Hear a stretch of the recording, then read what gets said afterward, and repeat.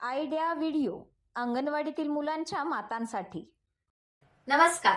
आजच्या मीटिंगमध्ये तुम्हा सर्वांचे हार्दिक स्वागत आहे. मागच्या आठवड्यातील घरातील वस्तू मोजणे हा व्हिडिओ आणि वयोगटानुसार दिलेली वर्कशीट यावर गटात चर्चा करून तुम्ही मुलांसोबत ही कृती केली असेल. तुमचे विचार आणि अनुभव आम्हाला कळवा. आता आजचे काम सुरू करूया. तोपर्यंत व्हिडिओ इथेच थांबू. आता आपण पुढची कृती करूया, जिचे नाव आहे चला करून पाहूया. सर्व मातांना गोलात उभे करा. आता लीडर माता जंप, डान्स, क्लॅप अशा सूचना देईल.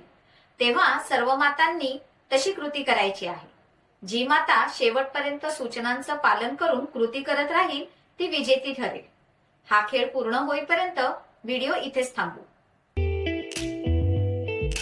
आता पुढील क्रियाकृती करू, जिचे नाव आहे काही नवीन शिकूया. हिवाळ्यात त्वचेची काळजी घेणे खूप गरजेचे असते, कारण थंडी आणि कोरडी हवा त्वचेला कोरडी, फाटलेली आणि नीरस बनवते.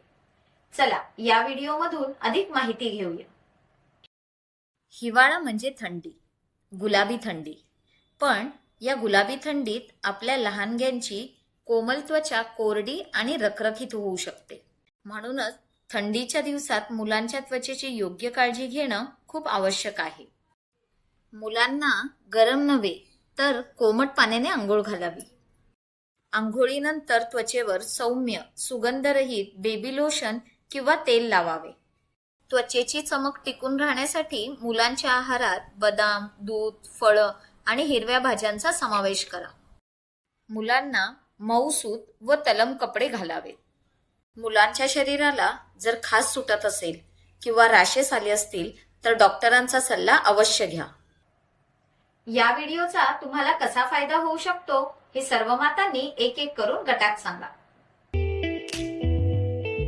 आता पुढील क्रियाकृती करू, जिचे नाव आहे घरी जाऊन मुलांकडून करून घ्या. घरी मजेदार खेळ क्रमांक 1. स्वयंपाकघरात किंवा भाजी विक्रेत्याकडे जाऊन मुलाला फळे आणि भाज्यांची ओळख करून द्या.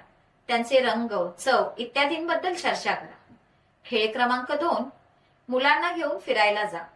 फुले आणि पाने गोळा करा.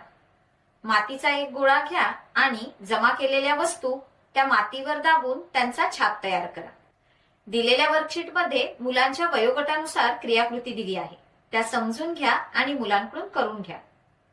दिलेली क्रियाकृती आणि वर्कशीट करण्यात मुलाला आनंद वाटला का? हा अनुभव आमच्यासोबत नक्की शेअर करा. आजच्या क्रियाकृती इथेच संपत आहेत. अशाच नवीन माहिती आणि क्रियाकृतींसोबत पुढच्या आठवड्यात पुन्हा भेटू. तोपर्यंत तुमची आणि मुलांची काळजी घ्या. धन्यवाद.